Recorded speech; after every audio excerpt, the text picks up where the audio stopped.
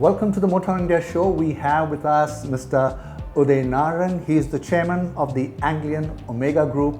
He's also the chairman of Omega Seiki Mobility. Welcome to the show, sir. Thank you very much. We'll start off from 2020 when your company displayed a few interesting electric products at the Auto Expo. Since then, you've started manufacturing these electric three-wheelers.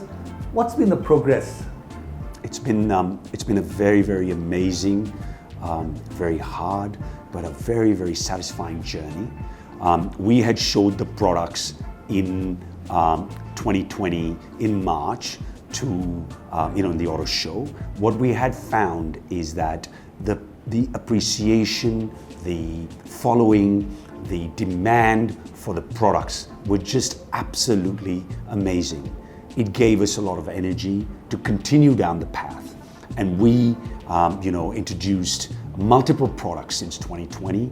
It has been very, very well appreciated by the B2B, the B2C, and a large amount of international, last mile, middle mile delivery, and many, many companies. And we are now proud to say that we have our vehicles, Rage Plus Frost, and many others that are rolling in this country.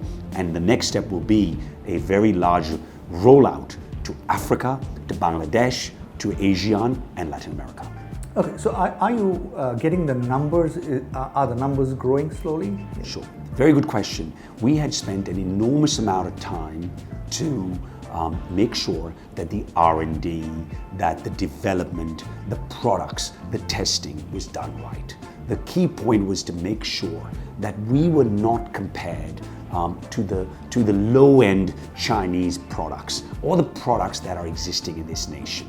We wanted to make sure that the belief of the public and the companies on electric, because for us, electric is the future.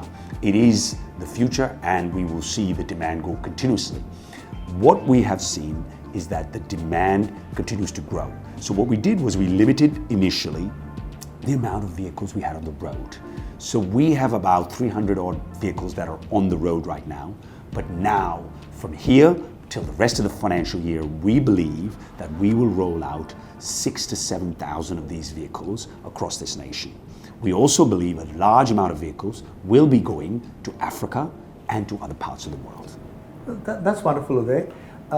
Also, in the meantime, we came across a lot of MOUs being signed, especially on the technology front. Can you take us through that very briefly? Sure. We have been a company right from the beginning, and I had made an announcement that we wanted to be the Tesla of the cargo business. And I know it was a very bold statement. A lot of people have looked at it and frowned at it. But right from the beginning, it's not just me, the OSM team, where, the One Smart Move team believes in building a company where there would be multiple products. So to answer your question about the product, it's very important that people need to understand that the alliances, we are an alliance-based company. We are told we want to build the ecosystem. People compare India to China, and we need to stop comparing this country to China because it's very different dynamics. It has a very different way of working. The government works differently. So what we have believed is that having alliances with international-based companies is extremely important, locally as well as internationally. We believe that that is the only way we can build a very big ecosystem in this country. So we have been on a non-stop alliance. You hear about alliances with OSM on a regular weekly basis. We did an alliance with C4V, which is the future of batteries. We did an alliance with multiple partners in powertrains. You've seen our announcement with Value. Value is a very, very significant player in France. It's a 20 billion euro based company that has agreed. What is exciting for a company like us is to have like a startup. Even though Omega has been around for 52 years, in the electrification, we are a startup a few years ago. All these huge European companies are willing, and American companies are willing to sign up alliances with us because they see OSM a major player in the electrification of this country. We have done alliances, we will do alliances in battery, we'll make some announcements this week, we'll make some announcement next week on fixed batteries. We've done a deal with Log9, fast charging. Fast charging is an amazing product that in 30 minutes, while a driver is having his tea or lunch, can charge and can enhance his income. So you are going to see us doing some major alliances across the road. This is just the beginning. We will continually have some major announcements over the next 2-3 months to show that OSM is a brand which we believe is a force to reckon with. Wonderful. And you recently also signed a deal with Arjun Mani for the popular DTM races. Now that's very B2C in nature and very flashy. What made you do that? Look, again, we believe we are bold, we are dynamic. OSM is about finding solutions. OSM is not India only. OSM is a global cargo company. People are still not understanding that our vision was to build India's first global cargo electric company. I was hearing a speech by Nitin Gadkari ji in the morning, and he was talking about how he would like India to be the #1 electric car manufacturer in the world. It's a bold statement, but we believe that we are part of that journey. Our aspirations, our dreams are that. So building vehicles, doing these things will make this company a very major player. So Arjun Mani comes in. He is bold. He is what we call Rocket Mani. He is somebody who is young, energetic, who takes challenges, the best thing about Arjun Mani, which I love, is that Arjun Mani never gives up. And we at OSM never give up. So it was an alignment. We also believed that we want to put our brand awareness across Europe and the US. What best to have it in DTM?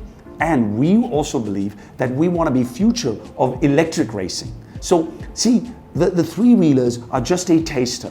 We are going to grow into two-wheelers and four-wheelers. So Arjun fit the mold, and that's why we did it. That's very interesting. And you also have plans to get into the two-wheeler segment and the four-wheelers segment. I mean, are you really serious about that? Listen, in England we say the proof is in the pudding. You'll see the two-wheelers come out end of July, early August, right? And you will see my first prototype of my four-wheelers. And listen guys, what people are showing today is retrofitting. Retrofitting is not building electric vehicles. It's taking an IC engine and retrofitting and saying, Ivan, many of my competitors are doing that. We believe that is not the right strategy. When we talk about electrification, we talk about 100% electrification, not retrofitting. Retrofitting is easy. We are not in this journey to make quick money. We're in this journey, I'm into fitness. We believe in running marathons, and we're going to run a marathon. And so we will see the two-wheelers and the four-wheelers. I have had many people say OSM was just going to be a three-wheeler company. Time will show to you, and we will show to you that everything that we're talking about will be there. Keep watching us, and you'll see. Okay, that's quite an interesting word. You said retrofitting. Well, I can compare that word to describe what's happening today in terms of cheap Chinese imports. And so does that mean OSM would be getting into a lot of R&D work if you're not going to get into retrofitting? So it means a lot of hard work on your part, having a team of technical engineers and a lot of those extremely talented people. So does that mean you're going to have a full-fledged team, a full-fledged space to make all this? That will require a lot of space. I mean, you need factories for that. So where are you planning all this? Very good question. And sir, just to interrupt you, when you talk of these two-wheelers, I'm presuming it's going to also be in the B2C space, or is it going to be all confined in the B2B space? Sure. Good question. First of all, R&D and technology. We call ourselves technology in motion. R&D is the key, is the absolute key and heartbeat of our company. I have just built a state-of-the-art facility in Faridabad, in one of our facilities, which will house 50 new engineers. we are going to open up a R&D facility in the works in Bangladesh, Dhaka. We are opening up a R&D center in Europe. The announcements will come in the next 2 months. We are aligning with European OEMs to build vehicles in Europe with them, and they will build buses with us. This is a new breaking news, I'm telling you, building buses in India with a European OEM. We will be building factories across this nation. We are at this moment building factory number 2 in Haryana as we speak. And hopefully in the next 6 months, I was there last night till about 2 a.m. making sure that the crews are working 24/7, rain, any kind of conditions we need to produce. So we will put factories in the south, in the north, in the west. We have a facility, we have 106 acres that we have purchased in Visakhapatnam, where we will be possibly putting up a bus factory with a European OEM. Names I cannot do because this is NDAs. So yes, R&D centers across this country, R&D centers, not only just nationally, but internationally, and factories across this nation and internationally will be our part. We will be building factories in Africa with local partners. My belief that Africa is a huge continent which has opportunities, and what we are all forgetting is the key part of this is the environment, but the other key part is at 100 rupees a liter at oil, electric makes sense, and the battery prices are going down. So there is no sort of question to be answered. The electric is the future. A lot of competitors will come. We welcome Ola. We welcome, Ather. They are amazing companies. We want to be an amazing company too. So India and the world is big enough that a few 5 or 6 companies can be players. We claim to be one of those players too. That's very interesting and very optimistic on your part to be telling us about the two-wheeler business and the four-wheeler business. But again, let me just come first to the two-wheeler business, which I'm presuming you're also getting into the BTC segment, since you mentioned the Athers and the others, Sure. the Olas. Sure. Now, in the two-wheeler business, Uday, there are 2 aspects to it, or 2 sides to it. One, you have a whole lot of these Chinese imports and a lot of companies coming up and disappearing too. Sure. I've noticed a couple of them just off the radar. Sure. And then, of course, you have established players like Ather, and then you have old established players like Heroes there, and now you have a fairly new. Now I can call it all the Okinawa times. Now you're going to be in the midst of all this. The waters are going to be a little rough there. With a lot of competition. So, are you confident there? Look, I think we have calculated our space. India, has 10 million two-wheelers.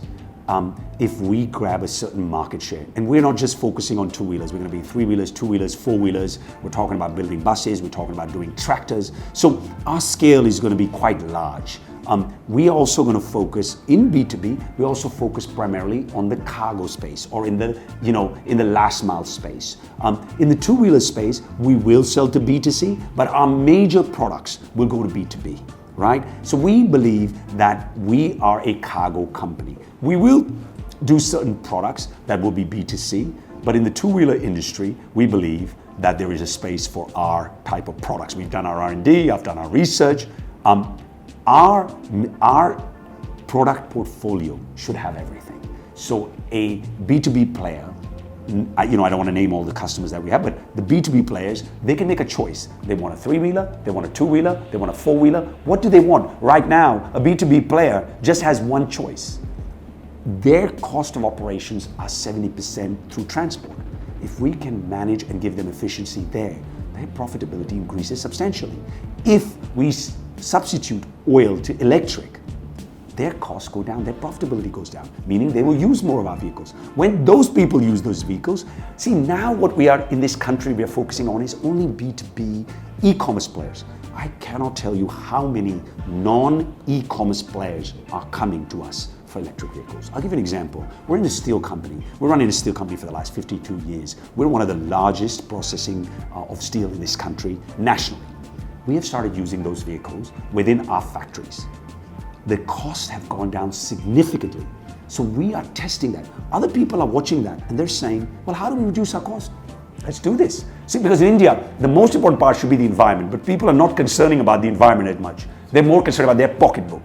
We will improve the pocketbook, and we will improve the environment. And taking the competition on, listen, I told you I'm into fitness, I'm an athlete, I compete every day. Let the best man or woman, whether it be Aether or whether it be Hero or whether it be Ola, if they build a better product, they win. You should be ready for competition. One thing is for sure, OSM isn't going away. Okay. And just a couple of more questions. You did mention the four-wheeler, and that's the area where you'll be primarily in the B2B segment. And you also mentioned the word tractors. Sure. Now there are already very established players in that business. With the IC engine to begin with. Sure. So you have all kinds of the Mahindras, the Tatas, Ashok Leylands, Piaggios. They're already well established. They're also moving in a small way into the electric space. Sure. You're going to be there in the electric. Everywhere it's going to be electric, and of course that's the future. Sure. So how is it going to be? Sure. Is it going to be all alone, or would you be hanging on to a partner maybe in future? Very good question. Look, the answer to this question is very simple. Elon built a company, and Elon's value today is more than combined valuation of all the old IC engine companies. The new world is not about IC engines. It's a technology play. The mentality, the structure is completely different. So the people that build IC are not the same that will build electric. It's all computer engineers. It's all technology people. Doesn't mean that the IC engine people won't be useful here. But just because somebody is an IC engine company doesn't mean they're successful in electric. They will move, they have the firepower. But we're people like us. We are quick, we are agile, we are new brands, new quality. Look, I'm into boxing, and Muhammad Ali is one of my biggest idols in my homes, in my places. I always look up to Muhammad Ali. And he was not the best fighter, and he didn't come from the most richest family, but he was hungry. So the world where there are people that want to build new young men and women that have joined us in this journey, we will need capital. I come from the financial markets. I spent 35 years between the US and Europe in the financial markets. We will go to the private equity markets. We will go for alliances. We will work with alliances, I told you. We are working at this moment, very close to finalizing something, with a very large European OEM that will work with us in producing three-wheelers for Europe, okay, and for exports out of there. And we will produce buses with them in electric in this country. So my point to you is alliances and OSM work, but we will forge ahead. The question is, how come a small company like ours, out of nowhere, has got a product out there? They have big money. These companies are valued at 1 lakh crore on the stock market. But it's not about the stock market, it's what about the product, it's about the design, it is about the technology, and it is about believing in yourself. And as I said to you, and I come back to why did I pick up Arjun Mani? We don't give up. And you'll see us come back. It's like a boxer. You put us down, we'll come back. That is sort of our mentality. For me, this is not just OSM. This is a mission. It's a mission to be part of this electric revolution in this country, to be able to improve the quality of lives of our future generations, because the pollution is going to kill us all if we don't change it. We will all be in the hospitals.